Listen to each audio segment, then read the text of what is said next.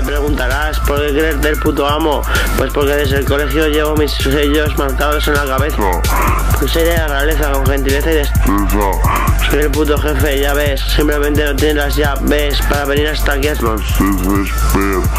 Que es el parque de Miraflores, donde voy yo siempre a ver bellas flores. Que son otras que las mujeres que quieren conmigo placeres. Les daré todos los que quieran. Lo mío es la lujuria, la pasión y la droga.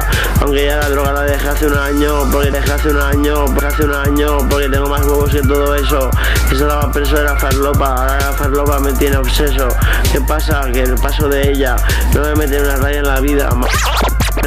Más que cuando sea ya muy mayor y me vaya a morir, porque la tragedia sea más llevadera, simplemente lo que quiera, o sea puta entera. ¿Qué pasa? Que te la meto a capela, aquí te lo canta el Cirus Chanta, cualquiera que cuando pasa muy en un capullo. Aquí soy yo, que soy yo auténtico, fantástico. No soy una rosa, pero miro el programa de Ana Rosa. Ay, me dio en prosa. ¿Qué pasa? Que no me parece nada hermosa. Soy el puto jefe del meollo, por eso me enrollo. Ahora me acuerdo con el rollo en el patio de colegio, donde aprendías a colocar hostias en cabras diferentes.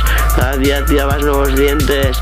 La gente era muy gilipollas. La gente que iba de palo simplemente miraba en el suelo porque parecían medio lerdos. Los que tenían huevos tiraban para adelante. La verdad es que en Zaragoza hay gente potente, pero nada como este aguardiente que tengo yo entre mi diente y diente, que es la lengua, que simplemente saca estas letras rítmicas tan buenas y tan bien merecidas. Son palabras austeras. ¿Qué pasa? Que no puedes conmigo aunque te entrenaras. Conmigo aunque te entrenaras. Eres una pasada.